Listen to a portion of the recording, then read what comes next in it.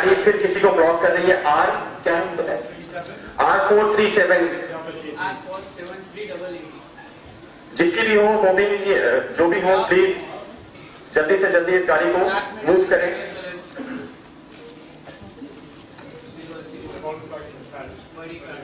Volks vegan ہے یہ پساٹ جس کی بھی ہو باہر سلور کلر کی پلیز.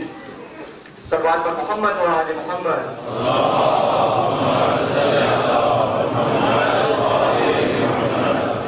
ارے حیدری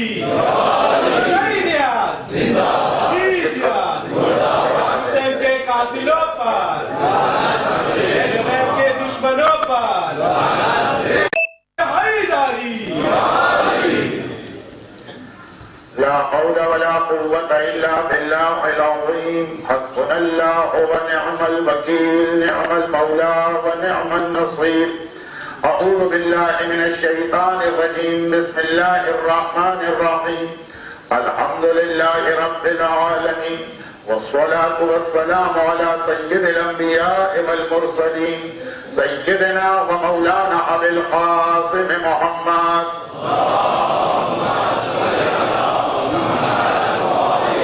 وآله الطيبين الطاهرين المعصومين المظلومين المنتجبين الميامين المكرمين سيما على الإمام المنتظر والحجة الثاني عشر. اللهم عجل له الفرج ولعنة الله على أعدائهم أجمعين. أما بعد فقد قال الله عز وجل في كتابه المبين وقرآنه المتين وقرآنه المجيد. بسم الله الرحمن الرحيم. يا أيها الرسول بلغ ما أنزل إليك من ربك وإن لم تفعل فما بلغت رسالته والله يعصمك من الناس. وقال سبحانه وتعالى إن الله وملائكته يصلون على النبي يا أيها الذين آمنوا صلوا عليه وسلموا تسليما.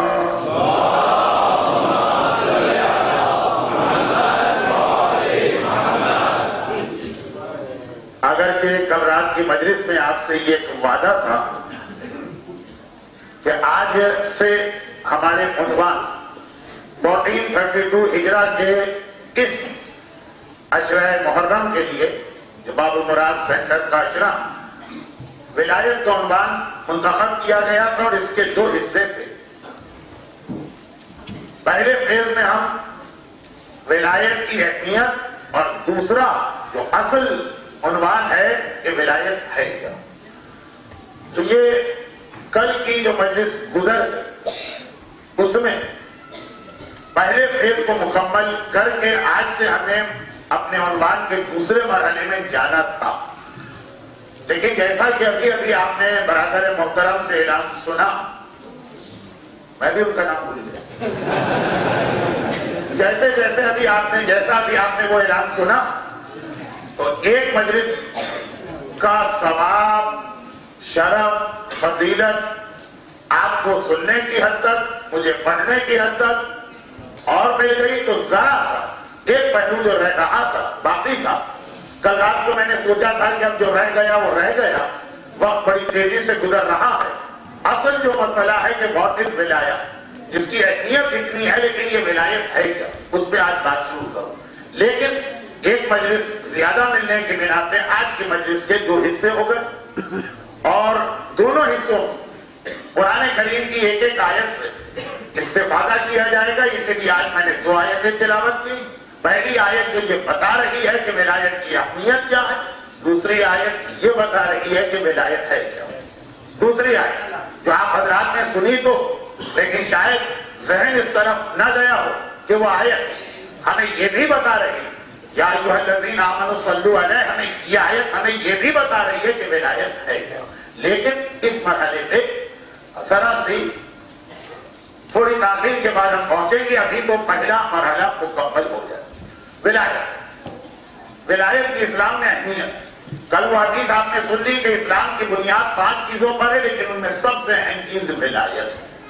اللہ کی ولایت, رسول کی ولایت, امام کی ولایت. اور اسی ولایت کے مسئلے سمجھنے کے بعد خود بخود 11 اماموں کو بھی اور خاص طور پر زمانے کے امام کو بھی ماننا پڑے گا. یہاں پہ ایک بات میں ذرا ٹائم سے پہلے کہہ رہا ہوں، انشاءاللہ اس ایک جملے کی تشریح آگے کے مجالس میں آئے گی، اور وہ یہ کہ باقی دنیا غدیر سے کتنی بھی ناواقف ہو، ہم اور آپ کو غدیر ہی، ہماری زندگی غدیر، ہماری بقا کا راز غدیر. جب تک ہمارے پاس غدیر ہے ہم زندہ ہیں، چاہے ہماری گردنیں کٹتی رہیں، ہمارے بچوں کے لاشیں اٹھتے رہیں، ہماری بستیوں کو نظر آتش کیا جاتا رہے، بم کے دھماکے ہوں کہ سوسائڈ بامبنگ ہو، جب تک غدیر ہمارے پاس ہے ہم زندہ. لیکن ہم میں سے بھی بہت کم ہے. غدیر خم کے میدان کا وہ خطبہ پڑھا یا سنا. غدیر ہماری زندگی، لیکن وہ صرف ایک جملہ نہیں، اس سے پہلے اللہ کے رسول نے پورا خطبہ دیا. اور یہ خطبہ علامہ مجلسی نے بہار میں نقل کیا ہے، سید علی ابن طاؤس نے اقبال میں نقل کیا ہے. اسی کے ساتھ احتجاج طبرسی میں خطبہ آیا. اس خطبے کے حوالے سے بات میں بات ہوگی.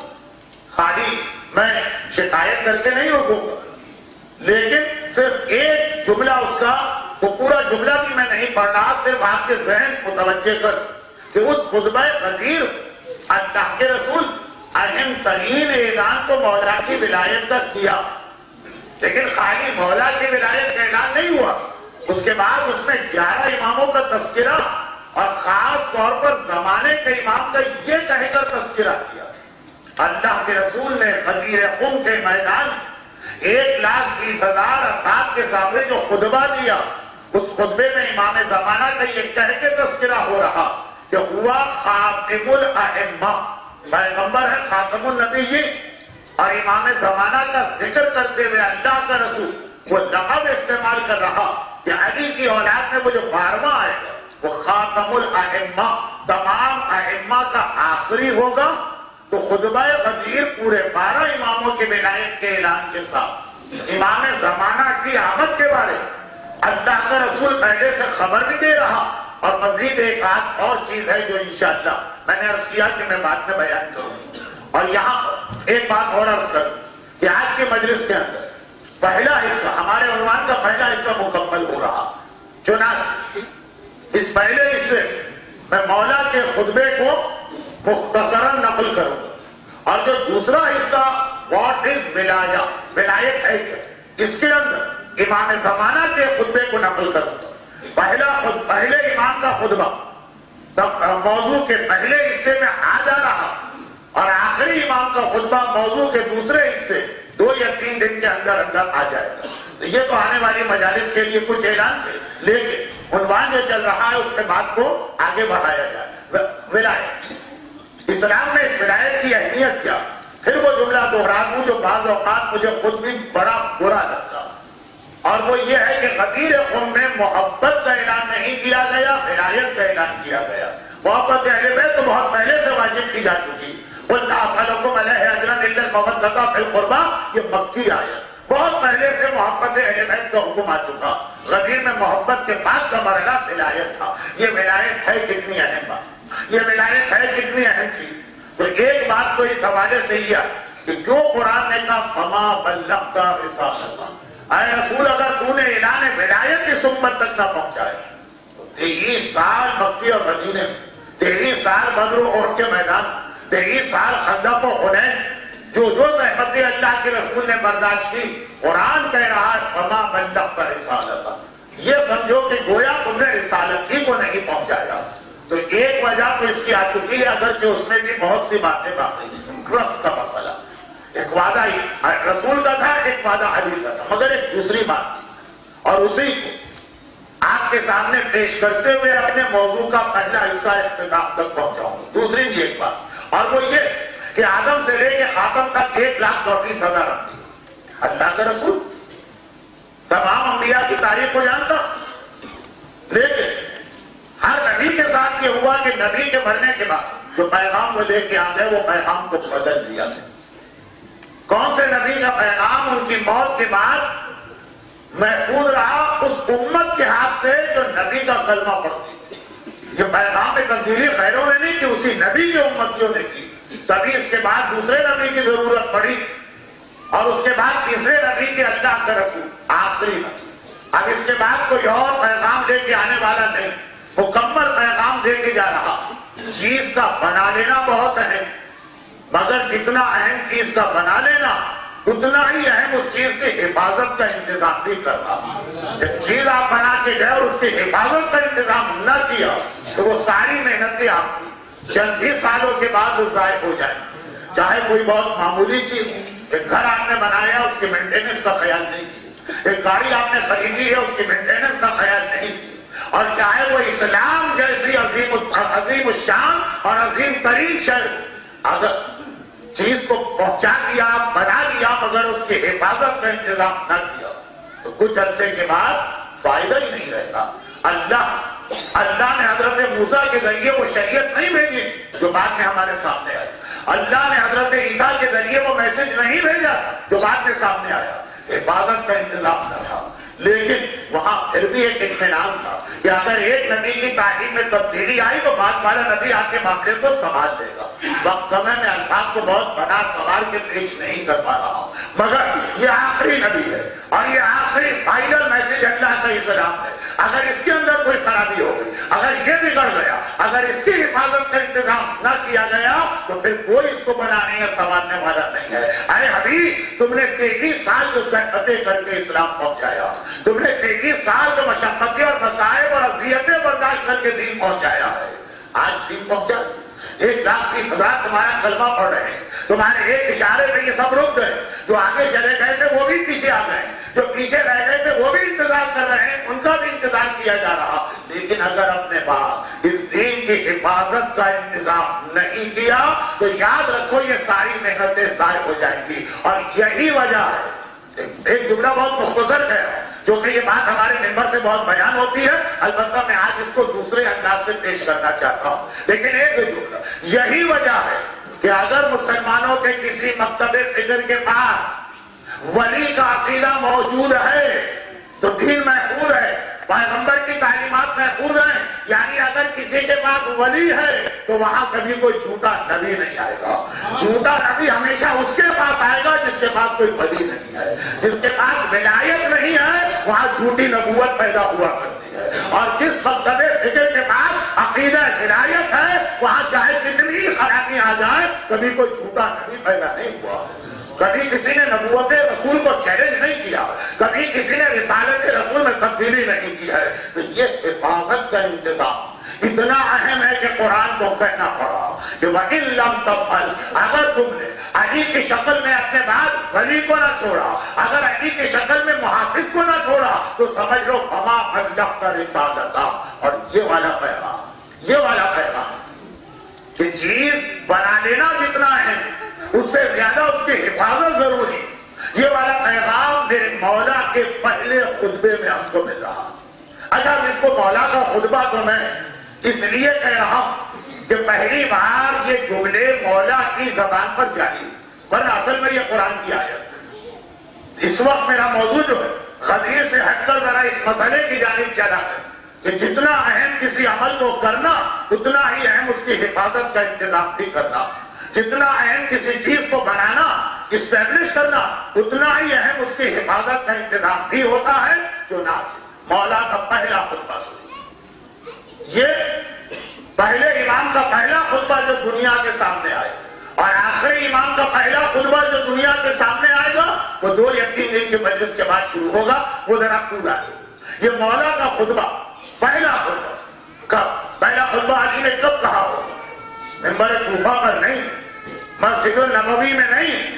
علی کا پہلا خطبہ ہمارے سامنے کب آیا؟ جب علی کی ماں بنت اسد علی کو خانہ کعبہ سے لے کے باہر آئی اور علی رسول کی آغوش میں گئے اور پیغمبر کی فرمائش و خواہش پہ علی نے کچھ کلام کیا. میرا مولا خانہ کعبہ میں ملا کر موقع بن گیا ہے تو جملہ عرض کر رہا اس لیے کہ باب المراد اسلامک سینٹر جس کے تحت یہ مجالس ہو رہی ہے. باب المراد آپ کو معلوم یہ میرے ابو الفضل العباس باب الحوائج آقا کے الفاظ میں سے ایک لقب ہے باب المراد. ایک جملہ میرے مولا کی کعبے میں ملا کر موضوع سے نہیں ہٹ رہا ہوں، اب یہ سب ربط ملتا۔ اس پہ جملہ اکثر کہا جاتا کہ بھائی علی کے کعبے میں ولادت جو ہوئی، کیا مجمع کو آگے بڑھانے کی ضرورت؟ سلمان پر محمد و آل محمد۔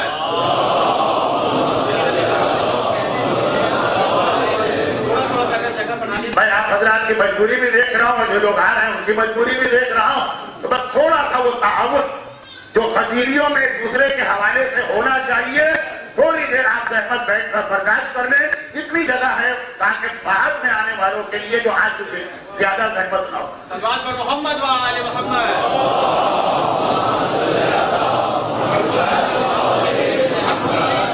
ارے حیدری، حیدریت، حسینیت، عزیزیت، امام حسین کے قاتلوں پر، حسین کے دشمنوں پر، محمد و آل محمد آواز بلند سلوات۔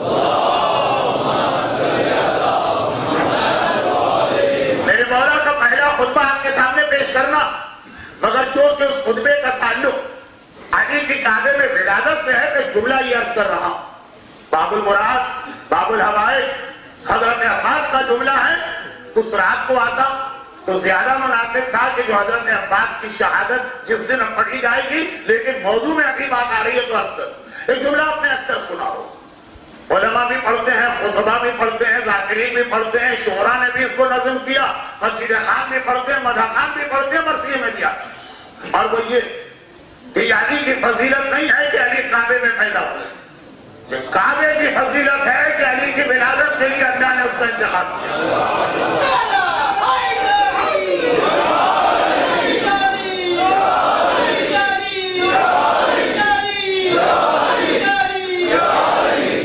اور اسی حوالے سے ایک جملہ اور بہت زیادہ پڑھا جاتا، آج سے 25 سال پہلے دہلی میں جو علی کانگریس ہوئی، اس کے اندر ہمارے کسی عالم کا جملہ نہیں تھا، خواجہ حسن نظامی ثانی کا ایک جملہ کہ جی لوگ آج کل اعتراض کر رہے ہیں کہ جی وہ علی کعبے میں پیدا نہیں ہوئے، کوئی ثبوت لے کر آئیے، کوئی تاریخ دکھائیے، کس کتاب میں لکھا؟ ہمارے علماء نے پوری کتابیں اس موضوع پہ لکھی ہے، موجود کعبہ، جس کے اندر وہ سارے ریفرنسز جمع کیے ہوئے، لیکن اس وقت بات اپنے عالم کی ہو ہی نہیں رہی۔ خواجہ حسن نظامی ثانی وہ یہ جو جملہ کہتے ہیں وہ اسی حوالے سے کہتے ہیں کہ لوگ کہہ رہے ہیں کہ علی کی ولادت کعبے میں نہیں ہوئی ہو، تو جہاں ہوئی ہو وہ جگہ ہم کو بتا دیں تاکہ وہاں جا کے ایک کعبہ ہم بنا لیں۔ علی کا یہ شرف نہیں ہے کہ علی کعبے میں پیدا ہو، جہاں علی پیدا ہوتے وہ جگہ کعبے کی طرح سے شرف رکھتی ہے۔ جملہ جو آپ نے اتنا سنا اور اس کے باوجود آپ کا ایمان ہے کہ آپ نے اس میں نعرے بھی لگائے اور واہ بھی کی، مگر میں نے تاریخ میں تحقیقات شروع کی اور یہ دیکھا کہ سب سے پہلے یہ جملہ کس کی زبان پہ آیا، مولا کے فضائل کو اس انداز سے سب سے پہلے کس نے پیش کیا۔ اب ذرا سا لفظ تو مناسب نہیں ہے، لیکن پھر بھی استعمال کر رہا ہوں کہ فضائل کا یہ نقطہ سب سے پہلے کس نے دنیا کے سامنے پیش کیا۔ اب میں دیکھتا چلا گیا کہ یہ ہندوستان اور پاکستان کے کسی عالم نے یہ سب سے پہلے یہ خیال پیش کیا، یا اس سے پہلے ایران سے آیا، کہ اس سے پہلے نجف یا قم سے یا عراق سے آیا، کہاں سے آیا؟ تو جتنا تاریخ کو ٹٹولا یہ والا جملہ کس انداز سے، عقیدہ تو ہر ایک کا تھا، کس انداز، بہت عجیب بات میرے سامنے ہے۔ یہ جملہ سب سے پہلے باب المراد حضرت عباس کی زبان پہ آیا ہے اور عجیب موقع پر آیا اور عجیب انداز سے آیا۔ موقع بھی عجیب ہے، انداز بھی عجیب ہے۔ علی کائنات کی تاریخ کے سب سے بڑے خطیب، علی کی تمام تر صلاحیتیں وراثت میں علی کی اولاد کو ملی ہوں، لیکن عباس بطور خطیب کبھی ہمارے سامنے نہیں آئے۔ خطابت کے حوالے سے علی کی بیٹی زینب بات کی شبیہ بن گئی، زینب بن گئی۔ خطابت کے حوالے سے حضرت عباس کا نام کبھی نہیں سنے گیا۔ حضرت عباس کا ایک بہت اہم خطبہ کتابوں میں موجود ہے اور بڑے عجیب موقع پر ہے اور بڑے عجیب انداز سے۔ موقع کیا؟ موقع یہ ہے کہ جب آقا حسین کربلا اپنے حج کو عمرے میں بدلا اور آج دن کو مکے سے کربلا کی جانب چلے، جو حضرات حج کر چکے ان کو معلوم ہے کہ آج دل مکے میں کتنا اہم دن ہوتا، اور اس دن تمام دنیا کے حاجی گویا مکے میں جمع ہو چکے ہوتے ہیں۔ جن کتابوں سے میں پڑھ رہا ہوں اس کا تو یہی فکرہ کہ آقا حسین نے حج کو عمرے سے بدلا، کوئی خطاب نہیں کیا بلکہ تیاری ہے کربلا جانے۔ عباس اس وقت خانہ خدا کے قریب آئے، آج دلید کو میرا مولا عباس خانہ خدا کے قریب آئے، خالی قریب نہیں آیا، خانہ خدا کی چھت پہ تشریف لے آئے۔ خانہ کعبہ کے اندر آج بھی زینہ موجود ہے جس سے آپ چھت پہ جا سکتے ہیں، اور چھت پہ جانے کے بعد کعبے کی چھت پہ کھڑے ہو میرے مظلوم آقا عباس نے خطبہ دیا حسین کے مشن کے حوالے سے جو کربلا میں حسین جا رہے۔ حسین نے خطاب نہیں کیا، عباس نے خطاب کیا ہے غالباً اس انداز کا۔ میرے مولا عباس کا ایک ہی خطبہ تاریخ میں ملتا، کب؟ آج ذی کو جب یہ قافلہ مکے سے کوفہ اور کربلا کی جانب جا رہا اور خانہ خدا کی چھت پہ کھڑے ہو کے خطبہ دیا جا رہا، اور خطبہ جو ہے آڈیو ویژول اسپیکٹ کو ذہن میں رکھ کے دیا جا رہا۔ جس طرح غدیر خم کے میدان میں اللہ کے رسول خالی زبان سے علی کی ولایت کا اعلان نہیں کیا تھا، ہاتھوں میں علی کو اٹھا کر علی کی زیارت بھی کرائی ہے۔ میں زبان سے علی کی ولایت کا اعلان کر رہا ہوں تاکہ کانوں کی عبادت ہوتی رہے، اور ہاتھوں میں علی کو اٹھا رہا ہوں تاکہ تمہاری آنکھوں کی عبادت بھی ہوتی رہے۔ سنایا بھی اور دکھایا بھی، یہی انداز عباس کا تھا اس خطبے جو آج ذیل کو میرے مولا نے خانہ خدا کی چھت سے کھڑے ہو کے دیا۔ یعنی عباس خانہ خدا کی چھت پہ گئے، خطبہ شروع کر رہے ہیں، صرف ایک جملہ، پہلا ہی جملہ، ایک نہیں پہلا ہی جملہ بس نقل کرنا اور جو موضوع تھا اس پہ آنا۔ مگر اس خطبے کے دوران جیسے ہی خطبہ شروع کیا، آقا عباس نے اپنے دونوں ہاتھوں کو حرکت کی، الٹے ہاتھ کی انگلی کو زمین کی جانب کیا، یہاں زمین سے مراد کے خانہ خدا کی چھت، عباس خانہ خدا میں کھڑے، ایک بار الٹے ہاتھ کی انگلی خانہ خدا کی چھت کی جانب، اور سیدھا ہاتھ اس گھر کی جانب ہے جہاں حسین ٹھہرے ہوئے، سیدھا ہاتھ اس جانب ہے جہاں آقا حسین بیٹھے ہوئے۔ یعنی ابھی خالی خطاب نہیں کر رہے بلکہ ہاتھ کے اشاروں سے لوگوں کی بصارت کو، تاکہ بصیرت کی جان جائے، بصارت کو متوجہ کرے، اور جو خطبہ دے رہے اس کا پہلا جملہ، اور اتنی آسان عربی کہ جو عربی نہیں بھی جانتے وہ سمجھ جائیں۔ الحمدللہ الذی شرف ھذا بقدوم ابی ہے، یہ میرے مولا کا پہلا جملہ ہے، مولا عباس خطبے کا پہلا جملہ۔ الحمدللہ، ساری تعریفیں اس اللہ کی جس نے اس جگہ کو شرف بخشا۔ انگلی کا اشارہ کعبے کی جانب ہے، اور اگلا لفظ حسین کو دیکھتے ہوئے شرف ھذا بقدوم ابی، تمام تعریفیں اس اللہ کی جس نے خانہ خدا کو یہ شرف بخشا حسین کے بابا کے اس خانہ کعبہ میں آنے کی وجہ سے۔ اشارہ ہے کعبے کی جانب، یہ شرف پا رہا۔ تذکرہ ہے کہ قدوم ابھی اپنا بات بھی نہیں کہا، اس وقت حسین کا تعارف کرانا مقصود ہے کہ حسین کے بابا کی مدد سے تو تاریخ میں پہلی شخصیت باب الحوائج باب المراد عباس ابن علی کی نظر آتی ہے کہ جس نے فضائل کا یہ نقطہ اتنے واضح انداز میں مجمع عام میں پیش کیا ہے، وہ مجمع عام جس میں یزید کے سپاہی بھی حاجیوں کے لباس میں تلواریں لے کر آئے ہیں تاکہ ہو سکے تو فضل حسین یہیں پہ ہو جائے، اور اس مجمع میں عباس ایک بار علی کی یہ فضیلت بتا ہے کہ کعبے کو فضل ملا، کعبے کو شرف ملا، کعبہ صاحب فضیلت قرار پایا علی کی ولادت کی وجہ سے۔ اور جب علی کو لے کے بنت اسد باہر جاتی، بہت ہی مشہور روایت ہے، لیکن کیونکہ جو خطبہ مجھے پڑھنا ہے اس میں اس روایت کا ذکر ضروری ہے، تو ایک مرتبہ اللہ کے رسول استقبال کے لیے کھڑے، چچی کی گود سے اپنے بھائی کو لیا۔ علی، آپ کو معلوم، خانہ خدا میں ولادت کے بعد سے لے کر رسول کی گود میں جانے تک علی نے آنکھیں نہیں کھولی۔ یہ دو ہی شخصیتیں تو ایسی ہیں جنہوں نے ولادت کے فوراً بعد آنکھیں نہیں کھولی، ایک علی ہے، ایک علی کا بیٹا عباس۔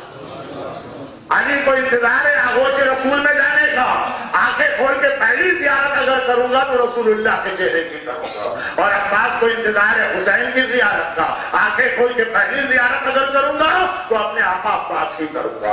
ادھر علی رسول کی آغوش میں گئے اور پیغمبر کو دیکھتے ہی علی نے آنکھیں کھولی۔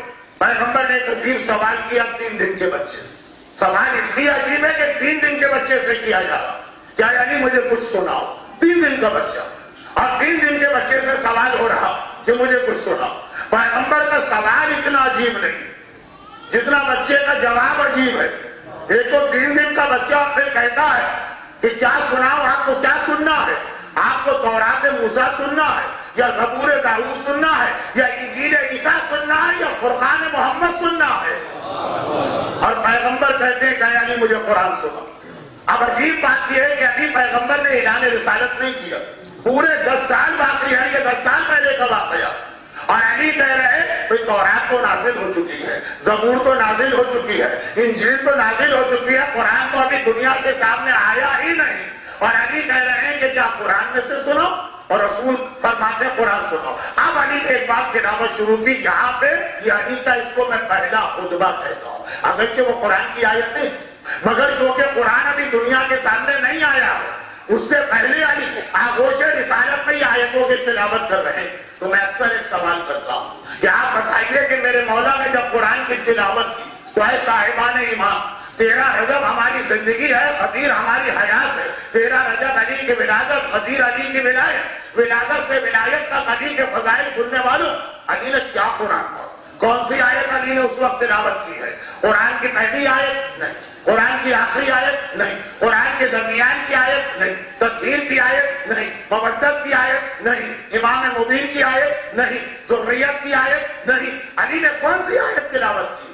یا تو تاریخ بالکل خاموش ہوتی، صرف اتنا کہتی کہ علی نے آغوش رسالت میں تلاوت قرآن کی، یا وہی جملہ کہہ دیتی جو ہم نے بعد میں دیکھا بھی کہ گھوڑے کی ایک رکاب میں پاؤں رکھتے ہوئے میرا مولا قرآن شروع کرتا اور دوسرے رکاب میں پاؤں پہنچتے پہنچتے قرآن مکمل بھی ہو جاتا، یہی تاریخ میں آ جاتا، یہ بھی نہیں آئے، پورے قرآن کی بھی تلاوت نہیں۔ تو اب قرآن کے کس حصے کی تلاوت کی؟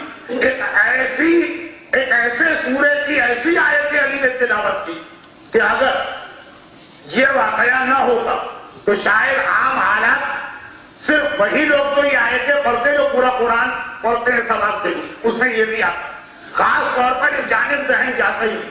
میرے مولا نے سورہ مومنون کی تلاوت کی، پورا سورہ بھی نہیں پڑھا، ایک آیت بھی نہیں پڑھی، ایک پہلا حصہ پڑھا، یہ پہلی بار دنیا کے سامنے قرآن آ رہا ہے اور علی کی زبانی آ رہا، اور علی اس وقت آغوش رسالت میں، یعنی تقریباً وہ منظر ہے جو غدیر خم کا منظر ہے، ابھی 3 دن کے علی رسول کی گود میں ہے، غدیر خم میں یہی علی رسول کے ہاتھ میں آئیں گے۔ اب جو قرآن کی تلاوت کی جا رہی اس کی تفصیل میں بہت بیان کر چکا ہوں، بیان کر بھی سکتا ہوں، لیکن وقت کو دیکھتے ہوئے میں صرف ترجمہ پڑھ دوں گا آیتوں کو اور آپ سے ایک سوال کروں کہ ذرا غور تو کیجیے کہ آخر پورے قرآن میں علی نے اگر انتخاب کیا تو انہی آیتوں کا انتخاب کیوں؟ کوئی پیغام تو نہیں دے، کوئی ہمارے ذہن ڈائیورٹ تو نہیں کر رہے، کسی اہم میسج کی جائے۔ بسم اللہ الرحمن الرحیم، قد افلح المؤمنون، آیت کا ترجمہ ہے کہ نجات پائی، کامیاب ہو گئے صاحب ایمان۔ تو یہاں ہمارے علماء اکثر ایک جملہ کہتے ہیں کہ واقعا اس سے زیادہ مناسب آیت کون سی ہو سکتی ہے، اس لیے کہ یقیناً آج مومن کامیاب ہوا جب اس کو علی جیسا امیر المومنین مل گیا۔ قد افلح المؤمنون، تمام ایمان لانے والے کامیاب ہو گئے، لیکن کاش میرا مولا یہیں پہ رک جائے، آگے تلاوت نہیں کرتا، بھائی پورا سورہ تو تلاوت کرنا ہی نہیں ابھی، اگر کہیں وقفہ لینا تھا، رک جانا تھا تو یہ بہترین موقع، ایک عام مومن اسی خوش فہمی میں مبتلا رہتا کہ بس میرا مولا آ گیا دنیا میں، مجھے کچھ نہیں کرنا، میں کامیاب ہو گیا۔ نہیں، علی رکے، علی نے آگے تلاوتوں آیتوں کا سلسلہ جاری رکھا، ایک ایک آیت تشریح طلب ہے، لیکن یہ میرا آج کا عنوان ہے، میرا آج کا عنوان جو وہ آخری سے پہلے والی آیت ہے، سیکنڈ ہاف جو علی نے تلاوت کی، وہ قد افلح المؤمنون، کامیاب ہوئے مومن۔ اچھا، علی دنیا میں آنے کے بعد پہلا خطبہ دے رہے، اور یہ اتنا عجیب واقعہ ہے کہ سارا صحن کعبہ لوگوں سے بھرا، علی کی ولادت 13 رجب، علی کی تلاوت 16 رجب، اور رجب کا مہینہ پورے عرب میں عمرے کا ایسا مہینہ مانا جاتا کہ دور و دراز کے قبیلوں کے لوگ بھی وہاں آتے اور وہاں جو واقع 3 سال کا بچہ، اور ایک بات ایک ایسا قیام کر رہا جب صحیح معنوں میں دنیا کے سامنے 10 سال بعد آئے تو انہی عربوں نے کہا تھا ما ھذا کلام البشر، یہ کسی انسان کا کلام نہیں رکھتا، علی کی زبانی سن رہے ہیں، تو سب کے کام ادھر متوجہ. تو میرا سوال یہ کہ جس علی کے کلام کو ابو جہل سن رہا، ابو لہب سن رہا، ولید سن رہا ہے، عتبہ سن رہا ہے، شیبہ سن رہا ہے، ابو البختری سن رہا ہے، تو کفار مکہ سن رہے ہیں، مشرکین عرب سن رہے ہیں. علی کے چاہنے والے، علی سے ماننے والے کیا اتنا حق بھی ادا نہ کریں گے؟ علی کی زبان سے پہلا خطبہ سنتے جائیے، غور کرتے جائیے میرا مولا کہہ کیا رہا. اچھا آیتیں جو علی تلاوت کی پہلی آیت بشارت خوشخبری، آخری آیت یہ بھی بشارت. جہاں پہ علی رک گئے اولئک هم الوارثون الذین یرثون الفردوس. یہ صاحبان ایمان جنت کے مالک، یہ ہے جنت کے مالک. جنت کی سلی والے کو مل رہی ہے. علی اپنی ولادت کے موقع پر ہی سمجھا رہے ہیں. بات کی ضرورت نہیں ہے. دنیا کے سامنے تو علی کا پہلا تعارف ہو رہا، فرسٹ انٹروڈکشن، فرسٹ زیارت. نجات ملی مومنوں، اور ایسے مومن جنت کے مالک ہیں، وارث ہیں. جو چیز وراثت میں ملتی ہے اس کے آپ مالک ہو جاتے ہیں. الذین یرثون الفردوس، کیا چیز آپ کے اور آپ مالک بنے؟ جنت کے. مگر یہ پہلی آیت جو علی نے تلاوت اور یہ آخری آیت جہاں پہ علی خاموش ہو گئے، تلاوت مکمل ہوئی، دو کے درمیان کچھ ہے کہ نہیں ہے؟ کچھ ہے. اب وہی سن. خالی ترجمہ میرا موضوع و اصل میں کچھ اور ہے، لیکن یہ بات ضمن آ گئی تو علی والوں کو سناتا جا رہا ہوں. اب سن، قد افلح المؤمنون، کامیاب ہوئے وہ مومن الذین هم فی صلاتهم خاشعون، جو اپنی نمازیں پوری توجہ کے ساتھ پڑھا کرتے ہیں. نماز بھی پڑھتے ہیں اور پوری توجہ کے ساتھ پڑھتے ہیں. نماز میں یہ فکر نہیں ہوتی کہ کاروبار کا کیا ہو رہا ہے، جاب کا کیا ہو رہا ہے، ٹی وی کے فلاں ڈرامے کے قسم میں اب کیا آنے والا ہے، 2020 کے میچ میں اب اس وقت کتنا اسکور ہوا ہوگا. الذین هم فی صلاتهم خاشعون. علی ولادت کے فوراً بعد کفار مکہ سن رہے ہیں، صاحبان ایمان کیسے نہ سنیں گے؟ پوری توجہ آپ کی ہے، میں محسوس کر رہا ہوں، اس لیے بڑے جوش کے ساتھ پڑھ رہا ہوں. الذین هم فی صلاتهم خاشعون.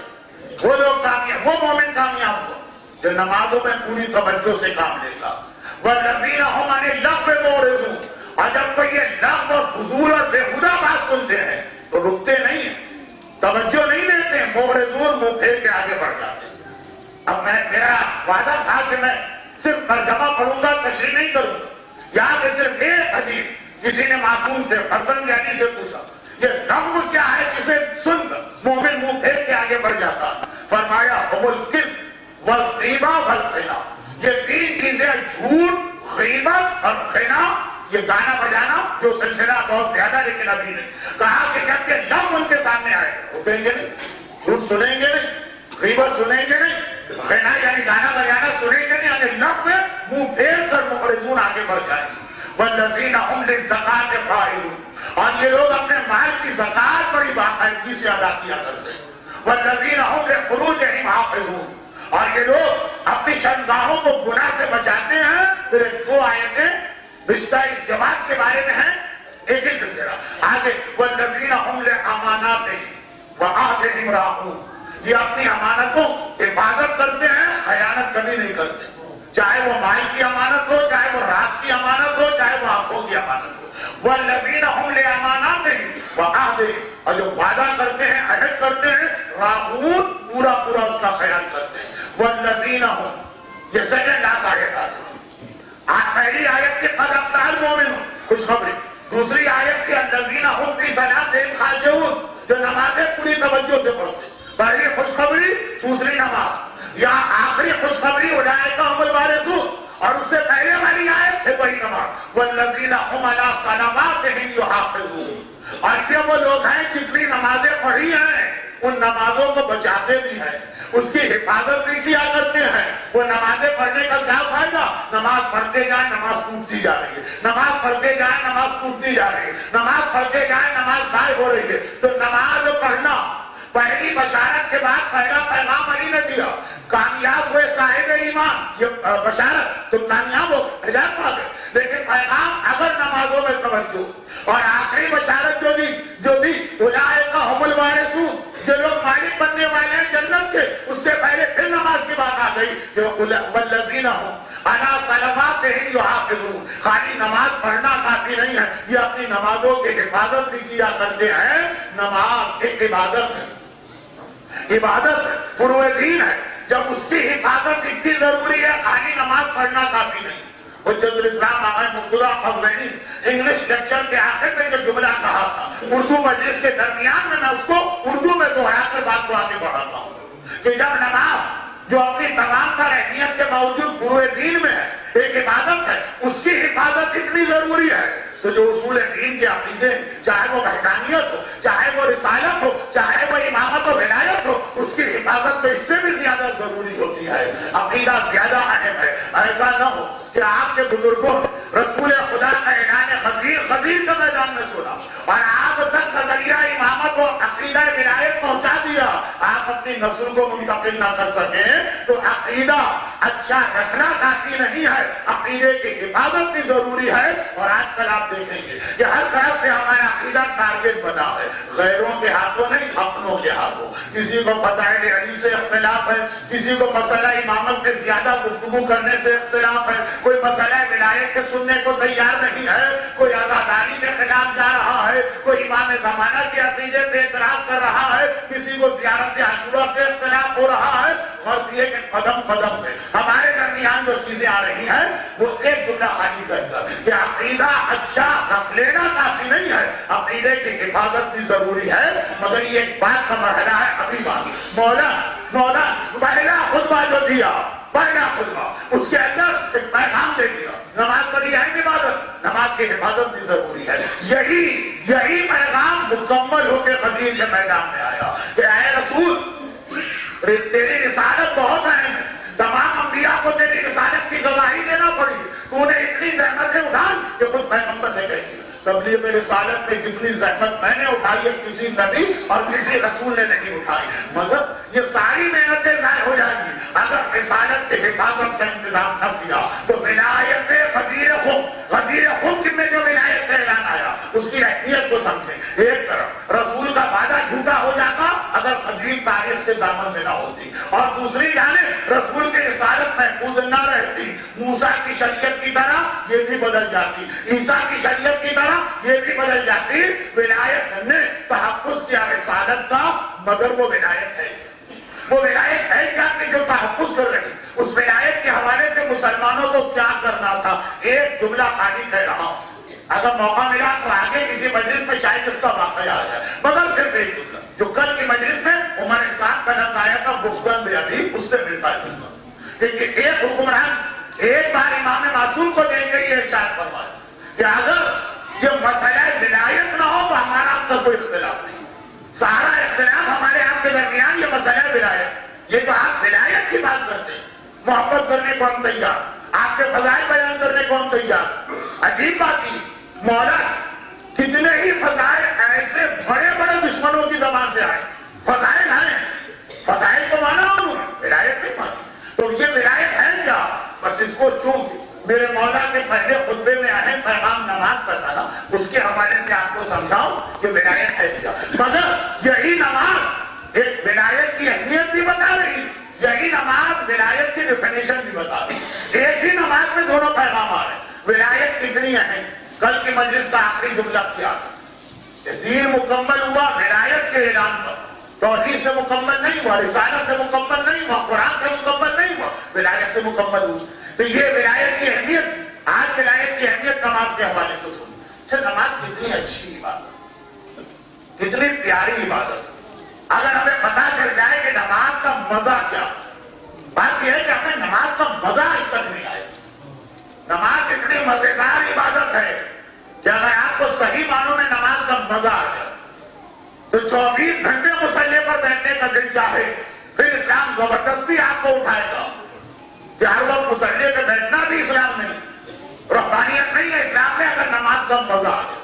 ہمیں تو نماز ایک بوجھ لگتی، ہمیں تو نماز ایک بیدار لگتی، ہمیں تو نماز ایک امپوز کی بھی چیز لگتی، ہمیں تو نماز نعوذ باللہ ایک ایسی زحمت اور محنت لگتی جس کا کوئی فائدہ ہمارے سامنے نہیں آتا۔ ہمیں معرفت نمازی نہیں، حتیٰ یہ کہ جو لوگ نماز پڑھتے ہیں ان سے بھی شاید آدھے لوگ۔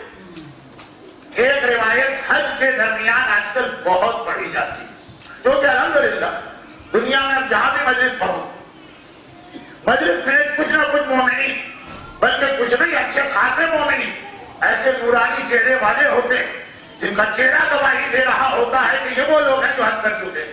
تو حج کے درمیان ایک روایت آج کل بہت پڑھی نہیں جاتی ہے، پرنٹ کر کے حجوں میں تقسیم بھی کی جاتی ہے، کوئی حج کا ارادہ کرے تو ای میل کے ذریعے سے وہ اس کا لنک بھی بھیجا جاتا ہے، اور وہ روایت یہ ہے کہ ایک صاحب تھے شبلی، اور وہ حج کر کے آئے، اور یہ واقعہ ہے ہمارے چوتھے امام زین العابدین علیہ السلام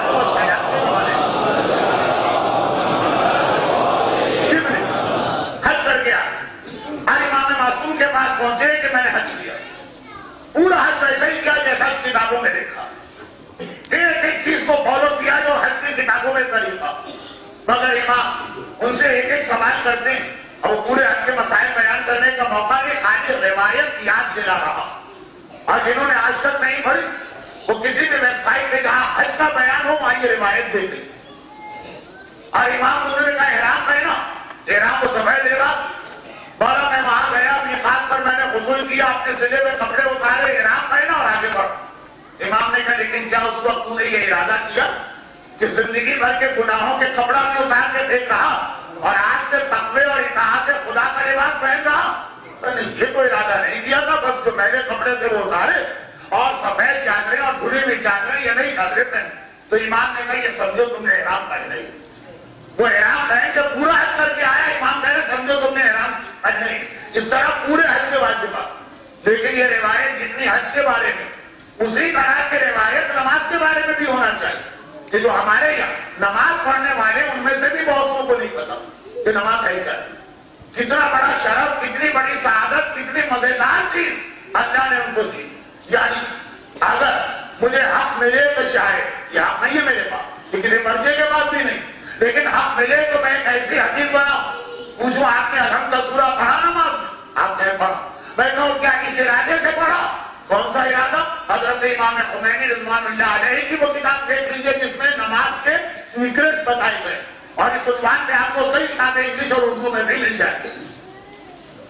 اس نیت سے علم پڑھا تو پڑھتے چلے گئے، تو سمجھیے علم پڑھائی، رکوع کیا، لوگ کہیں گے کیا، کس نیت کے ساتھ کیا؟ جیسے مولانا نے ایک بار کہا کہ جب رکوع کیا تو کیا یہ نیت تھی کہ میں نے اپنی گردن راہ خدا میں پیش کر دی ہے کہ گردن راہ خدا میں کٹتی جائے تو مجھے کوئی اعتراض نہیں ہے کیونکہ میں تو ابھی سے راہ خدا میں دے چکا ہوں گردن؟ نہیں، یہ نیت تو نہیں تھی، کہا سمجھو تم نے رکوع ہی نہیں کیا۔ تو جیسے حج کے بارے میں روایت ہے ویسے ہی نماز کے بارے میں بھی ہے، نماز کی معرفت ہی نہیں ہے، یہی وجہ کہ آدھے لوگ تو نماز پڑھنے کو نہیں آتے۔ مقدس ابدیلی ایک واقعہ ہے، مقدس ابدیلی کا، یہ تاریخ شیعہ، بہت ہی مشہور عالم، مرجع، مجتہد، ساری زندگی انہوں نے نہ کوئی حرام کام کیا، نہ کوئی مکروہ کام کیا، نہ کوئی مباح کام، یا واجبات میں زندگی گزاری یا مستحبات میں زندگی گزاری، اتنے عظیم مرجع۔ ایک تو ہم اور آپ کسی کو مقدس کہیں، ہمارا اور آپ کا کیا، ظاہری اعتبار سے کسی کی بھی حالت کو دیکھا ہم نے کہا بہت مقدس آدمی لگ رہا، خاص طور پر مقدس کی آج کل ایک بڑی اہم پہچان، مولانا جتنا متقی اور پرہیزگار مقدس، نہ کسی کے دینے میں ہے، نہ کسی کے دینے میں ہے، نہ کسی معاملے میں بولتا ہے، صدام ظلم کرتا ہے وہ خاموش بیٹھتا ہے کہ نہیں میں کسی کی برائی نہیں کرتا، شیطان گمراہ کرتا ہے میں کہاں برائی میں پڑھوں، میں تو بس اپنی نماز روزہ حج زکات کر رہا ہوں، یہ مقدس کا ایک معیار ہوتا۔ اس کے سامنے اس کے خاندان میں ظلم ہو رہا، تم بیٹھا ذرا بولوں گا تو میرا تقدس و تقویٰ جو ہے وہ مجروح ہو کے رہ جائے۔ ایسے کتنے لوگ ہیں، مولا کے زمانے میں کہا گیا کہ بھائی آؤ علی کے لشکر کو جوائن کرو، حاکم شام کے خلاف میدان پہ اترو، کہا کہ نہیں ہم نہیں اتریں گے۔ کیوں بھائی، تم تو رسول کے صحابی ہو، کیا تم نے رسول کی حدیث نہیں پڑھی؟ الحق مع علی علی مع الحق، ہم علی کے ساتھ ہے، علی حق کے ساتھ ہے۔ پیغمبر نے ہاتھ اٹھا کے کہا اے خدا اللہم آجر الحق حیث ما دعا، اے خدا حق کو ادھر بھیجے جدھر علی جائیں، علی کو حق کی پیروی کی ضرورت نہیں ہے، حق علی کی پیروی کرتا ہے، جدھر علی جاتے ہیں وہاں حق پہنچ جایا کرتا ہے۔ کیا یہ حدیث رسول نہیں سنی؟ کا سنی، پھر بھی نہیں آ رہے آپ کے ساتھ، تو بھائی ہم مقدس آدمی ہیں، متقی آدمی ہیں، عبادت گزار آدمی ہیں، ہم لڑائی جھگڑے میں نہیں پڑا کرتے، ہمارا اس سے کوئی تعلق نہیں کون صحیح ہے کون غلط ہے، ہم تو بس اپنے مسلح پر بیٹھے ہیں۔ ایک تو مقدس کی یہ تاریخ، اور ایک یہ ہے کہ ہماری تاریخ کے بڑے بڑے مراجع حضرت امام خمینی مقدس سے حسینت میری کو مقدس کرے. مرحوم آیت اللہ کوئی جب تذکرہ کرے تو نام نالے مقدس کرے. مقدسیت میری اتنی عظیم شخصیت. ایک مرتبہ ایک بڑا عجیب واقعہ ہے. ایک تو امام زمانہ والا واقعہ ہے جو آپ نے اکثر مجھ سے بھی سنا ہو. جب امام نے ان کو ڈانٹا ایک طرح سے، لیکن وہ آج پڑھنے کا موقع نہیں. لیکن اصل جو واقعہ ہے اور وہ یہ ہے کہ رات کو سو رہے کہ وہ ہے کہ نجف میں مولا کے روضے کے صحن میں نماز شب کے لیے جاتے ہیں. کنویں میں ڈول ڈالتے ہیں تاکہ پانی نکلے، وضو کرے اور نماز پڑھے. وہ پانی ڈول میں پانی نہیں آتا، جواہرات سے بھرا پاتا.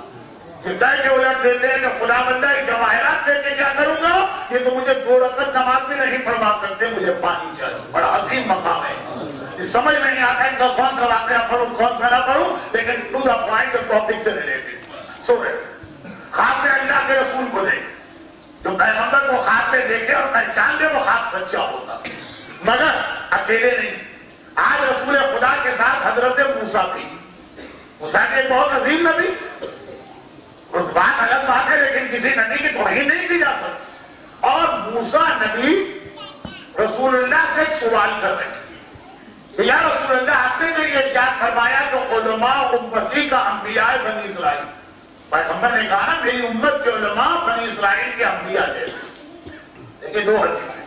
ایک حدیث ہے علماء امتی افضل من انبیاء بنی اسرائیل، میری امت کے علماء بنی اسرائیل کے انبیاء سے افضل. یہاں پہ علماء سے مراد معصوم. اور ایک حدیث ہے کہ میری امت کے علماء بنی اسرائیل کے نبی جیسے. تو حضرت موسیٰ ہے بنی اسرائیل، اپنے قوم کی بات پیغمبر سے شکوہ کر رہے ہیں کہ یا رسول اللہ آخر آپ کی امت کو وہ کون آدمی جسے آپ نے میری قوم کے نبی جیسا قرار دیا. بات چیزیں آدمی کے لیے بڑی سینسیٹیو ہو جاتی، جیسے شاعر کے لیے بڑا سینسیٹیو مسئلہ شعر کوئی غلط نہ پڑے. پھر مہدی مجنون کا واقعہ ہے نا کہ ان کے سامنے کسی نے غالب کا شعر غلط پڑھ دیا. غالب کے شاگرد تھے، ارے وہ آپ کو بلاؤ، ایک مرتبہ جوتا اٹھا کے مارنے کے لیے دو. کیا اسے قرآن حدیث سمجھ لیا کہ جیسا دل چاہے کھوپ دیا؟ غالب کا شعر ہے، اتنا غلطی نہیں ہونی. اسی طرح سے اپنے قوم اور قبیلے کا تعلق، میں لکھنؤ والا ہوں لیکن پھر بھی اگر کبھی لکھنؤ کی کوئی بات پڑھوں کہ جی لکھنؤ کے لوگ موت سے کتنا ڈرتے، غسل میت دینے کو تیار نہیں ہوتے تھے، شہدے آ کے غسل میت دیا کرتے.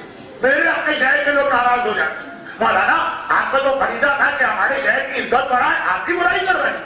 اگر کسی اور شہر کہاں کس کا نام بھی اس لیے کہ ہر شہر والے یہاں بیٹھے ہوئے اس شہر کے کوئی برائی کر تو کتنا لوگ ناراض ہو جاتے ہیں. تو اب مسئلہ تھوڑا فطری بھی ہے، محبت ہوتی ہے آدمی کو اپنی جگہ سے. جناب موسیٰ میری امت کے انبیاء، آپ نے کہا کہ علماء اس جیسے کون ہے ایسا پوچھنے سمجھنے کے لیے سوال کیا. پیغمبر نے چاروں طرف دیکھا، مقدس میں نگاہ پڑ. نماز کسے کہتے ہیں یہ سمجھیے، ایک جملے سے خالی ایک جملہ، ایک بار نگاہ پڑ گئی مقدس. حضرت موسیٰ سے کہا کہ ان میں سے ایک بجے آ گئے مقدس ہے نہیں. جناب موسیٰ ادھر اور کہا کہ اے شخص میرے سردار نے، اس لیے کہ رسول خدا کو انبیاء کے بھی سردار، تیرے بارے میں کہا ہے کہ تو بنی اسرائیل کے انبیاء کی مانند ہے، تو تو ہے کون؟ نام بتا اپنا. تو بات شروع ہوگی، پہلے نام پوچھا جاتا ہے. کہا میرا نام احمد ہے، میرے باپ کا نام محمد ہے، میں اربیل میں پیدا ہوا، نجف میں تعلیم حاصل کی، کربلا میں رہا کرتا ہوں، یہاں میرا مقام ہے، دن بھر یہ کرتا ہوں، رات بھر یہ کرتا ہوں. اتنی لمبی تھوڑی بات موسیٰ گھبرا. کہا اے شخص میں نے اتنا سا سوال کیا تھا، تیرا نام کیا؟ اور اس کے جواب میں یہ آدھے گھنٹے کا لیکچر آخر کیوں؟ کہا کہ اے نبی خدا بات ایک بات کا جواب دی. یہ سورہ طٰہٰ میں حضرت موسیٰ کا ایک واقعہ بتایا گیا. واقعہ یہ ہے کہ شادی ہوئی ہے، جناب شعیب کی بیٹی سے اپنی بیوی کو لے کے جا رہے، راستے میں جنگل میں پہنچے، اندھیرا ہو گیا. بیوی نے فرمائش کر دی کہ روشنی لے کر آؤ. انبیاء تک جب اس انداز کی بیویوں کی فرمائش ہوتی ہے تو ذرا سا پریشان ہو جاتے ہیں. ہم اور آپ کے لیے کوئی نئی بات نہیں. جناب موسیٰ سے کہا روشنی لے کر آؤ. جناب موسیٰ روشنی کی تلاش میں چلے، ایک جھاڑی کے پیچھے سے آگ نظر آئی. یہ بائبل کی وہ کہانی ہے جو قرآن میں سورہ طٰہٰ میں بھی آئی. اب جب وہاں پہنچے، اردو ایک محاورہ بھی ہے جو غلط، آگ لینے گئے پیغمبری ملی. پیغمبری ملتی نہیں، ہر نبی بائی برتھ نبی ہوتا ہے. یہ الگ بات ہے کہ کسی کو فوراً حکم ہے نبوت پہنچانے کا، جیسے عیسیٰ تھے، کسی کو 40 سال انتظار کا حکم ہے، لیکن اس طرح ملتی نہیں ہے نبوت. اب گئے وہاں، اب قرآن کی آیت سنی. خدا نے اس جھاڑی کے پیچھے جو ایک بات کہا، قال وما تلك بيمينك کہ یا موسیٰ قرآن کیا اے موسیٰ تمہارے سیدھے ہاتھ میں کیا؟ قال موسیٰ کا جواب قرآن کی آیت ہے یا عصایا اتوکل علیہا واعوذ بہا علی غنمی ولی فیہا محارب اخری. اے خدا یہ میرا عصا اس نے میں اس کے سہارے ٹیک لگا کے بیٹھتا ہوں, اپنے جانوروں کو اس کی مدد سے جمع کرتا ہوں اور اس کے اندر میرے لیے محارب اخری بہت سارے اور بھی فائدے. مقدس نے کہا کہ یا نبی خدا آپ پہلے بتائیے. اللہ نے اتنی سی بات پوچھی تھی میرے سیدھے ہاتھ میں کیا؟ وما تلکا بیمینک نے کہا آپ نے کہا یہ عصایا میرا عصا ہے ختم ہو. یہ اس کے بعد جو آپ نے تفصیل بتائی کہ عصا ہے سہارا لگا کے اس سے ٹیک لگا کے بیٹھتا ہوں, یہ میری سپورٹ کرتا ہے, جانوروں کو جمع کرتا ہے, بہت سارے فائدے, یہ ان کی تفصیل میں آپ کیوں گئے؟ موسیٰ نے کہا کہ نہیں اس میں جواب. اور راز یہ ہے کہ زندگی میں پہلا موقع تھا مجھے اللہ سے ڈائریکٹ بات کرنے کا موقع ملا, تو میرا دل چاہا جتنی لمبی بات ہوتی چلی جائے اتنا ہی میری فضیلت بڑھے گی. مقدس کا جواب سنیے, کہا کہ یا نبی خدا یہی میرا مسئلہ ہے, زندگی میں پہلی بار کسی نبی خدا سے بات کا موقع مل رہا ہے, دل چاہتا ہے جتنی لمبی بات ہوتی چلی جائے فضیلت بڑھتی جائے.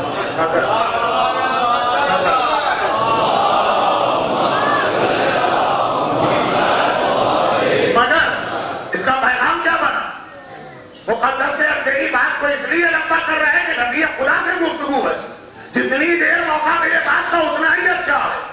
اور موسیٰ کہہ رہے وہ تو قرآن کی آیتوں کو پڑھ کر اللہ سے بات ہو رہی. نماز کس چیز کا نام ہے؟ نماز اللہ سے بات چیت کا نام ہے. نماز آپ کو یہ موقع مل رہا ہے کہ کائنات کا جو حکمران ہے, جو رب العالمین ہے, جو ہر شے پہ قدرت کرتا ہے, وہ آپ کو چانس دے رہا آؤ میرے پاس اور آ کر آج مجھ سے بات کرو. بڑا مہینے میں ایک بار بلانے کو آدمی خوشی سے اس کے پاؤں نہیں ٹکتے ہیں. میں نے کتنے لوگوں کے البم میں دیکھا, فوٹو بھی ہے کہ وہ ہاتھ ملا رہے, ایک بار کسی بڑے آدمی سے ہاتھ ملایا گیا اس کا ریکارڈ رکھا گیا. یہ بھی خیال کیے بغیر کہ بعض اوقات گناہ ہوتا ہے, بعض اوقات گناہ جاریہ ہوتا. ایک ہوتا ہے ایک لمحے کا گناہ, ایک ہوتا ہے اس کو مسلسل جاری کرنا. معلوم ہوا کسی خاتون سے ہاتھ ملا رہے ہیں تو بڑی خاتون ہے, تو کسی جگہ کی سربراہ ہے, کسی ادارے کی چیئر پرسن ہے, ہاتھ ملا رہے. ذرا دیکھیے مولانا مجھے یہ موقع ملا تھا کہ ان سے ہاتھ ملانے کا موقع ملا. جتنی بار فوٹو دکھا رہے اتنی بار گناہ کر رہے, مگر اوور ڈوز نہ ہو جائے آج کی مجلس میں ایک آدھ دن کے بعد. تو خلاصہ یہ ہے کہ کسی ایک بڑے آدمی سے زندگی میں ایک بار بات کا موقع ملے تو آدمی خوشی سے پورا نہیں سمجھتا ہے. دل کہتا ہے کتنی دیر یہاں پہ بیٹھا رہو اچھا ہے. رب العالمین آپ کو دن میں 5 بار بلا رہا ہے اور بات کرنے کا موقع عطا کر رہا ہے. یہ جملہ جو میں نے کہا اس کو ایک حدیث سے سمجھ, ہمیں پتہ ہی نہیں کہ نماز کا, ہم تو سمجھ رہے ہیں کہ ڈنڈے برسات کے ہم سے یہ ایکسرسائز کروائی جا رہی.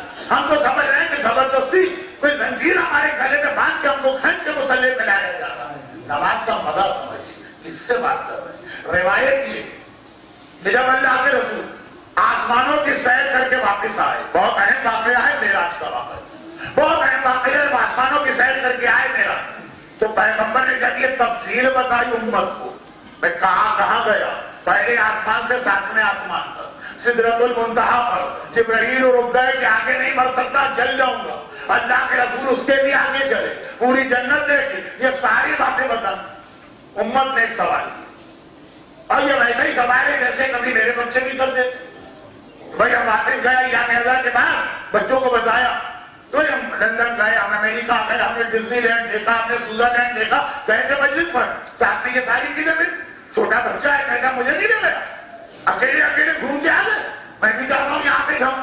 تو امت نے بھی یہ سوال کیا, یا رسول اللہ آپ نے اتنا بلندیوں کا سفر کیا جہاں جبرائیل رک گئے, اس کے بھی آگے آپ گئے, آپ تھے اور اللہ کا کوئی اور تھا بھی نہیں, اتنی بڑی عبادت, اتنی بڑی فضیلت آپ کو ملی, ہم تو اس سے محروم ہیں. پیغمبر نے جواب دیا نہیں, تم کو بھی یہ فضیلت مل سکتی. الصلاۃ معراج المومن, مومن کی معراج نماز ہے. میں ایک رات کو گیا, تم کو دن میں 5 مرتبہ نماز پڑھو, وہ اللہ کے اتنا ہی قریب ہو جاؤ. معلوم ہی نہیں نا ہمیں نماز کیا, نہ ہمیں اہمیت نماز پتہ ہے, نہ فضیلت نماز پتہ ہے, نہ ثواب نماز پتہ. امام فرماتے ہیں کہ جب تم کھڑے ہوئے نماز کے, جیسے جب تیز ہوا چلے, کوئی اسٹارم آ جائے, آندھی چلے, درختوں کے پتے کس طرح ٹوٹ کے گرتے, جتنی دیر تم مسلح پہ کھڑے ہو تمہارے بدن سے گناہ اس طرح سے ٹوٹ ٹوٹ کے گر رہے ہیں. ہر نماز کا مقصد ہے تم ایک نہر میں غوطہ لگا کے آگے فریش ہو کے سارے گناہ تمہارے معاف ہو گئے. اور یاد رکھیے جتنا نماز کا ثواب اور فضیلت ہے اتنا ہی ثواب اور فضیلت ان لوگوں کے لیے بھی ہے جو نمازی کے لیے نماز پڑھنے میں آسانیاں مہیا کرتے ہیں. ایک جملہ کہہ دوں ابھی منزل مسائل نہیں ہے, ابھی تو نماز کی بات کیوں چھوڑی. آج کا موضوع نماز نہیں تھا, آج کا موضوع تھا اہمیت ولایت اور نماز کو آ گئی. ابھی آ رہا جملہ لیکن پہلے ایک جملہ بیچ میں سنی اور وہ یہ کربلا جتنے لوگوں نے آقا حسین کے پیچھے نماز پڑھی زور کی نماز عاشورے ان کی فضیلت ان کا ثواب بغیر کسی تاریخ میں پڑھے ہوئے ہم کو معلوم. لیکن جنہوں نے نماز نہیں پڑھی اور آقا حسین کے سامنے اس طرح جا کے کھڑے ہو گئے کہ آنے والے تیر کو اپنے سینے پہ روک رہے ہیں, کیا یہ محروم ہے؟ کیا ہم ان سے بیٹھ کے کہیں گے واہ وہ نمازی اتنا ثواب لے گئے, تم نے نماز ہی نہیں پڑھی حسین کے لیے تمہیں کچھ نہیں ملے گا ثواب. کیا ہمیں معلوم ہے کہ جو نماز پڑھنے والوں کا ثواب ہے ان لوگوں نے اپنی نماز اس وقت نہیں پڑھی مگر نمازیوں کو نماز کا موقع ان کی وجہ سے مل رہا. ہر آنے والے پیر کو اپنے سینوں پہ یہ لے رہے ہیں, چنانچہ ان کا وہی اجر و ثواب ہوگا جو نماز پڑھنے والوں کا. نمازی کی مدد کر رہے ہیں. کربلا کے حوالے سے میں نے بات کی اور خاص طور پر آج کی رات جب مسائل بھی اسی انداز کے ہوں گے لیکن یہ اصول صرف کربلا تک نہ رہا, ہر جگہ. اب فرض کی ایک آدمی باقاعدہ نمازی اور آپ نے اسے جائے نماز یا مصلی خریدتے تھے جس پہ وہ باقاعدگی سے نماز پڑھ رہا, وہ نماز پڑھنے والے کو جو ثواب ملے ہی نہیں ملے. اگر یہ آدمی جب آپ روزے دار کو ایک کھجور کھلاتے ہیں تو اس کے پورے روزے کا ثواب اس کو بھی ملتا ہے, اتنا ہی ثواب آپ کو بھی ملتا ہے. نمازی کی مدد بھی ایسی. اب یہاں ایک چھوٹی سی بات عرض کر دوں, بات بہت بڑی لیکن وقت کم ہے تو آج بہت مختصر ہے کہ ایک آج مرتبہ اور دوہرانا. باب المراد یہ آپ کو معلوم اس طرح نارتھ ویسٹ کا یا نارتھ کا علاقہ جو بنتا ہے اس کا یہ کتنا اہم سینٹر. یہ مجالس بھی ہوتی, سارا سال یہاں پہ پروگرام ہوتے رہتے ہیں. آپ میں سے ایسا باب المراد کے ریگولر جانے والے, لیکن ریگولر جانے کے ساتھ کبھی یہ خیال کیجیے کہ جب اسلام کا کام رسول خدا کی زحمتوں اور مولا کی تلوار یا جانثاری سے ہی نہیں چلا, اس میں دولت خدیجہ کی بھی ضرورت پڑی. تو یہ ہر سینٹر آپ کی مدد کا محتاج ہے. جب روایتوں میں یہ جو مسجد آباد ہے اس سے زیادہ نماز پڑھنے کا ثواب ہے جہاں نمازی کم جاتے ہیں, تو یہاں کچھ ایسے بھی سینٹر ہوں گے جن کو ڈونیشن وغیرہ زیادہ مل جاتے ہیں. باب المراد کے لوگ کچھ کہتے نہیں ہیں, باب المراد کی انتظار ہے. حجت الاسلام مولانا ذوالفضل رضوی صاحب جیسا عظیم عالم اتنے سالوں سے آپ کے درمیان اسی انگلینڈ میں بیٹھ کے خدمت کر رہا. باب المراد آپ کی توجہ کرتا لے, اور اگر آپ اس کی جانب توجہ نہ دیں گے تو باب المراد کو کوئی نقصان نہیں. آپ توجہ دیں گے باب المراد کو کوئی فائدہ نہیں. سارا فائدہ نقصان آپ کا اپنا ہے. ریسیشن کا زمانہ, کریڈٹ کرنٹ کا زمانہ, لوگوں کے بزنس جو ہے وہ فیل ہوئے جا رہے ہیں, جاب چھوڑے جا رہے ہیں, ہر طرف بازار ٹھنڈا, مگر ثواب کا بازار آج کی طرف. اگر آپ باب المراد میں آگے بڑھ کے حکومت کریں, ثواب میں نہ کبھی ریسیشن آتا ہے نہ کبھی کریڈٹ کرنٹ آتا ہے. باب المراد کی عمارت دیکھیے, اس میں ابھی ایکسٹینشن بھی چاہیے لیکن آلریڈی جو بلڈنگ اس کا بھی کتنا لوڈ ہے اور اس کی وجہ سے کتنا یہاں مورگیج دینا پڑ رہا. ابھی حجت الاسلام مولانا ذوالفضل صاحب نے مجھے ایک چیز بتائی کہ وہاں پہ انہوں نے ایک سسٹم یہی نماز کے حوالے سے کیا ہے کہ 180 مصلے جہاں لوگ نماز پڑھ سکتے ہیں اور پڑھ رہے ہیں. آج جمعے میں بھی آپ نے دیکھا ہوگا, اس کے علاوہ بھی آپ دیکھتے ہیں ایک مصلی اگر کوئی اپنے مرحومین کے لیے خرید لے تو 1000 پاؤنڈ, کتنا ہی کریڈٹ کرنٹ آ جائے دنیاوی اعتبار, مگر برکتیں دینے والی یہی چیزیں ہیں. صاحب کہتے مولانا آلریڈی ہم اتنے نقصان میں جا رہے ہیں, آپ نے 1000 پاؤنڈ اور ہمارے نکلوا دیے. نہیں, یہ 1000 پاؤنڈ جا کر اپنے ساتھ 10,000 پاؤنڈ میں اسے دنیا میں کھینچ کے لائے. یہ حدیث ہے نا کہ ہر ایک گرام کا 10 گنا ثواب اللہ یہی میں دے گا اور 7,000 گنا یا 70,000 گنا ثواب آخرت میں دے گا. یہ 1000 پاؤنڈ گئے نہیں, یہ نکلے تھے تاکہ باقی 9,000 کو اپنے ساتھ ملا کے واپس کھینچ کے آپ کے کیسے میں, آپ کی جیب میں, آپ کے بینک اکاؤنٹ میں لے کر. تو ثواب کا بازار کھلا ہوا. نماز کی اہمیت بھی آپ نے سنی, نماز کا فرض کی فضیلت بھی آپ نے سنی, نماز کا سنا. مسلح خریدنا گویا ایسا کہ آپ نے ایک سیڑھی یا لیڈر خریدی اس مومن کے لیے جو اس پہ چڑھ کے اللہ کے پاس جا رہا. اللہ تو بلندی پر ہے نا, وہاں تک جانے کے لیے آپ نے لیڈر خریدی ہے, سیڑھی خریدی ہے, تاکہ یہ جا کے اللہ سے بات کرے. جتنا اسے اللہ سے بات کرنے کا ثواب مل رہا وہ آپ کی سیڑھی کی وجہ سے مل رہا. تو آپ اپنے اجر پہ بھی غور کریں. مگر یہ نماز بس یہ آخری بات ہے, یہیں سے فوراً موضوع شروع ہو گئے. دوسرا بات, نماز اتنی اہم عبادت. میں یہ اہمیت نماز آج اس لیے نہیں بتا رہا کہ آپ کو نماز کی جانب متوجہ کرنا. سب نماز میں تو یہ بتا رہا تھا کہ اتنی اہم عبادت نماز کہ بس اس سے اندازہ کریں کہ بعض مسلمان فرقوں کا یہ نظریہ ہے کہ اگر کوئی نماز نہیں پڑھتا وہ کافر ہے.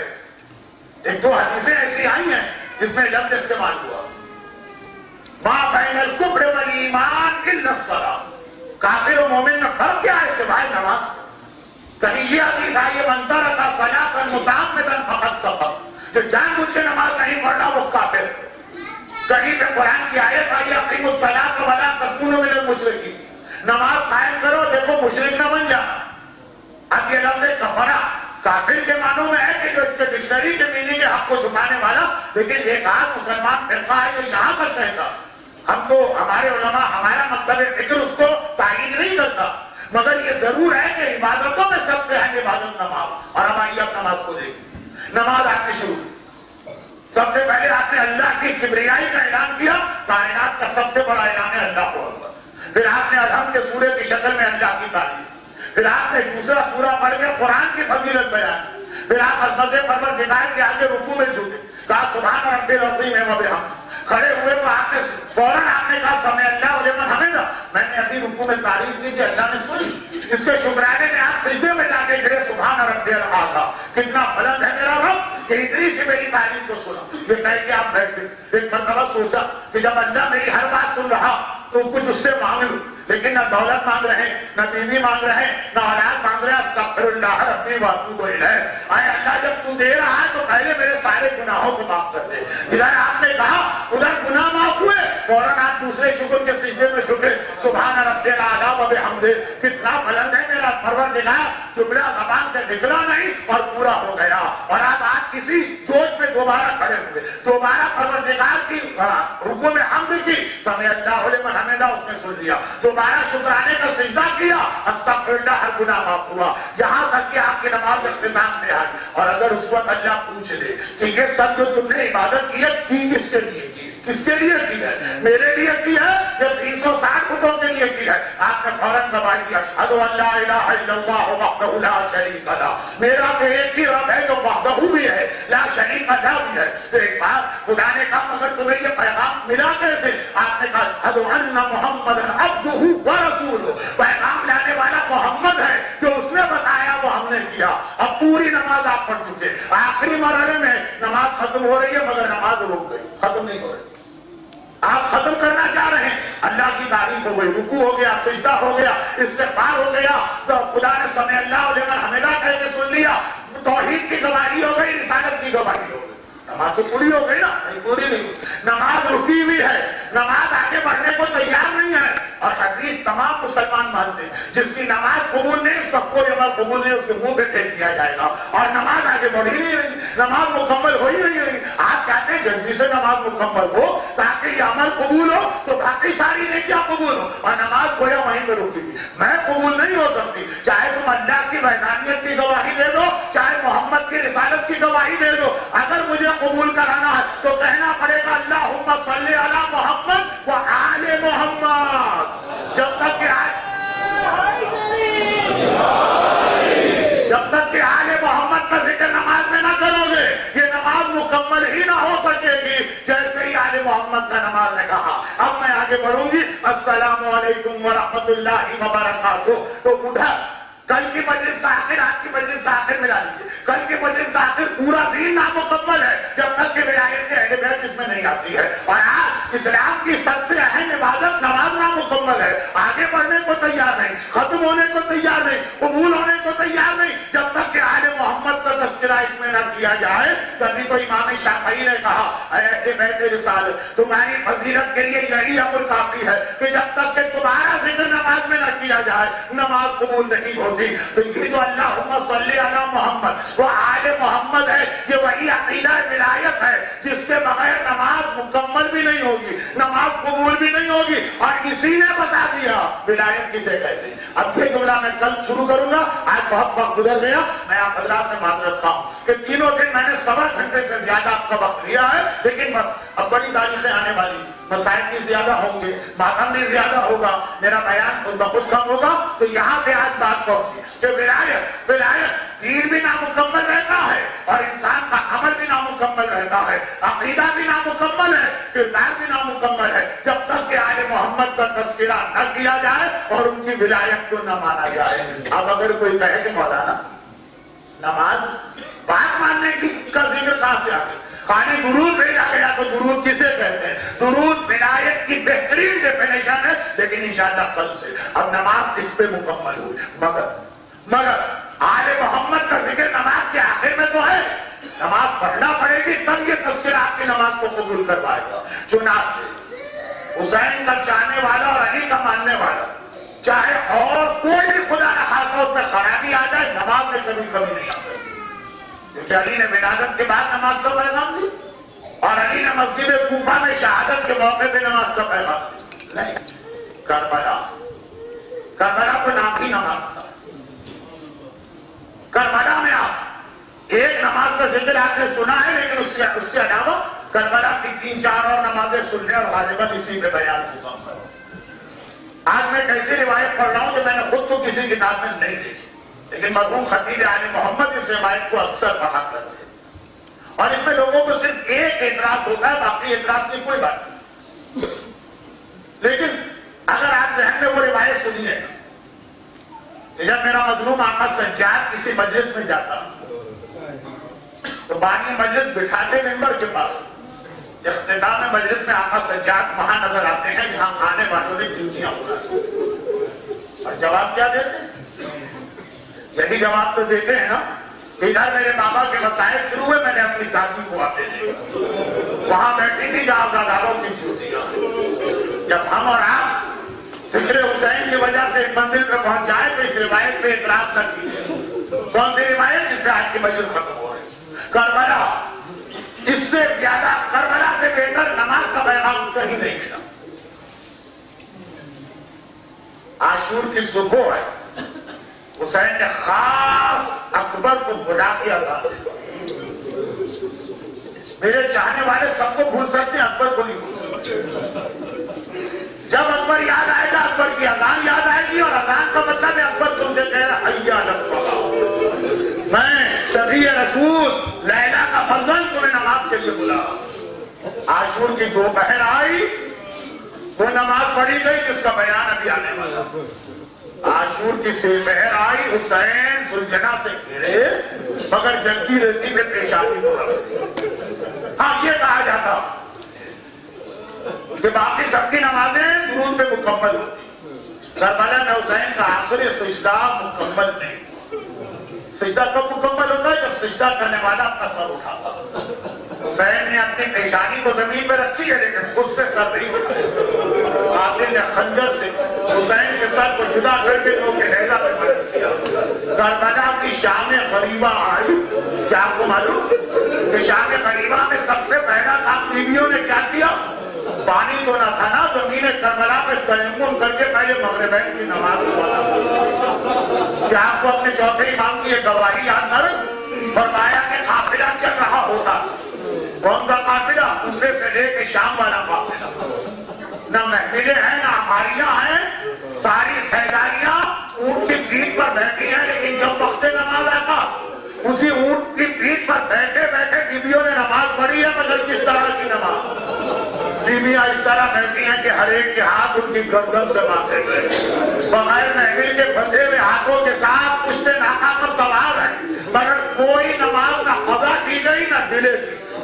جہاں تک کہ زندان شام آ گیا تو زندان شام میں تو ایسی نماز پڑھی گئی کہ سجاد جیسا عبادت کرنے والا گھبرا گیا. وہ بھی اماں میں نے آج تک آپ کو بیٹھ کے نماز پڑھتے نہیں دیکھا, آج آپ کی نماز بیٹھ کے کیوں پڑھ رہی ہے؟ دیکھا آنے والی فضا اتنی کم ہوتی ہے کہ میں اپنا حصہ بچوں کو دے دیتی ہوں. زینب اتنی کمزور ہو گئی کہ جس نے شام غریبہ ساری رات لٹے گھر کا پہلا دیا تھا آج نماز شب کے لیے مصلی پہ کھڑے نہیں ہو پا رہی ہے مگر بیٹھ کر صحیح نماز پڑھ ضرور ہے اور کیوں نہ پڑھے زینب کو پتا ہے کہ نماز کسے کہتے ہیں اور زینب نے اپنی ماں فاطمہ کو نماز پڑھتے دیکھا تھا جب شہزادی کے آخری دن آئے تھے تو کس طرح نماز پڑھتی تھی بستر سے اٹھنے کی طاقت نہیں تھی مگر وقت نماز بستر سے کھڑی ہوتی تھی مصلی پر جاتی تھی نہیں آزادہ آپ نہیں سمجھی مصلی پر جاتی ہے مگر کس طرح جاتی ہے ایک ہاتھ دیوار پہ رکھ کے دیوار کا سہارا لیتی ہے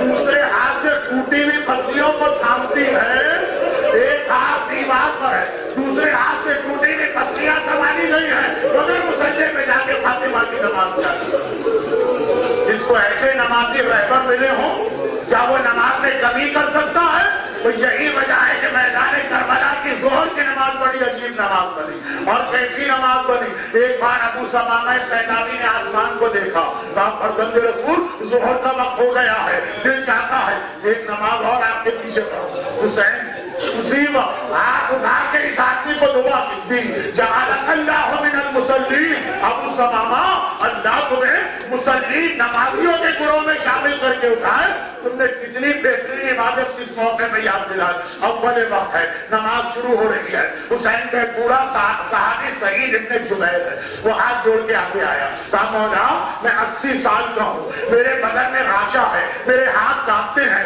میں کربلا آ تو گیا مگر سوچ رہا تھا میں آپ کی کیا خدمت کروں گا نہ تلوار اٹھا سکتا ہوں نہ کمان کھڑ سکتا ہوں نہ نیزہ ہاتھ میں لے سکتا ہوں لیکن مولا مجھے ایک موقع مل رہا ہے میں کوئی اور خدمت کروں کہ نہ کروں اپنے سینے کو ڈھال کو بنا سکتا ہوں مولا بڑھاپے کی وجہ سے ہاتھوں میں راشا تیر و تلوار کا جہاد نہیں کر سکا اتنی اجازت دیجیے آپ کے آگے کھڑا ہوں اور آپ نماز پڑھے اور میں آنے والے تیروں کو اپنے سینے پہ روکوں حسین نے اجازت دی اب حسین کی نماز ہے اور سعید ابن جبیر کبھی دائیں طرف جھکتے ہیں ادھر سے تیر آ رہا اپنے بوڑھے سینے پہ تیر لیا کبھی بائیں طرف جھکتے ہیں ادھر سے تیر آ رہا اپنے سینے پہ تیر لیا ادھر حسین نے نماز ختم کی السلام علیکم ورحمۃ اللہ وبرکاتہ اللہ اکبر اللہ اکبر اللہ اکبر کہا ادھر 80 سال کا بوڑھا جس کا سارا سینہ تیروں سے چھلی ہے ایک بار وہ غش کھا کے گرا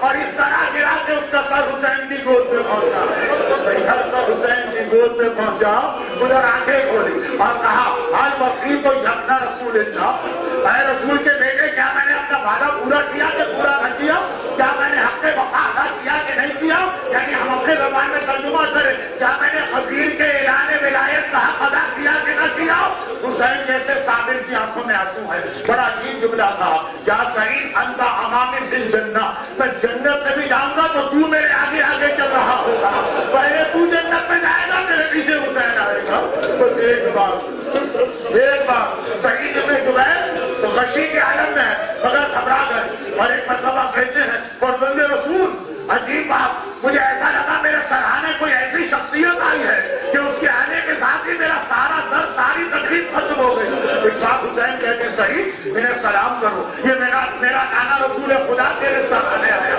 تھوڑی دیر گزری سعید نے کہا مولا ارے ایسا لگ رہا ہے کوئی میرے بازوؤں کو دبا رہا ہے مجھے بڑا مزہ آ رہا ہے حسین نے کہا سعید انہیں سلام کرو یہ میرا بابا علی مرتضیٰ مجھے لینے آیا تھوڑی دیر گزری کہا مولا ایسا لگ رہا ہے میرے سینے پہ کوئی ہوا چل رہا ہے حسین کہتے ہیں سعید انہیں بھی ادب سے سلام کرو یہ میرا بھیا حسن مصطفیٰ میرے مددگار کو لینے آیا ہے بس یہ آخری جملہ تھا جس کے لیے میں نے تمہید باندھی تھوڑی دیر گزری سعید نے گھبرا کے کہا مولا ایسا لگ رہا ہے کوئی میرے پائنٹی آگے بیٹھ گیا ہے میں دیکھ نہیں پا رہا ہوں کوئی میرے پائنٹی آگے بیٹھا حسین نے کہا سعید پیر سے دیکھو بڑے ادب سے سلام کرو یہ میری ماں فاطمہ زہرا مجھے لینے آئی ہے اے میرے لال کے مددگار جنت سے چل کے فاطمہ تیری مدد کے لیے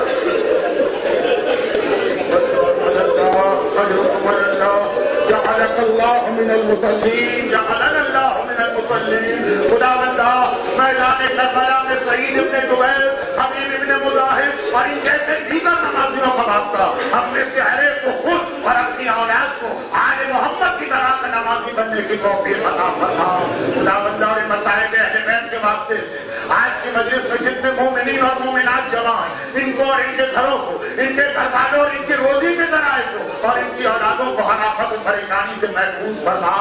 खुदावंद इन आंसुओं का वास्ता, आंसू बहाने वालों की तमाम हवाएं शर्इया को पूरा कर दे। खुदावंद हजरत अब्बास के नाम पर खाए बाबुल मुराद मोमिनीन करम, इस बाबुल मुराद को बाबा इस अंदाज से बनाए कि इसकी वजह से इनकी सारी मुरादें पूरी हो जाएं। दुनिया में जहां जहां मुसलमान अहले बैत, मोहब्बत अहले बैत और विलायत अली के जुर्म दुश्मनों का निशाना कर रहे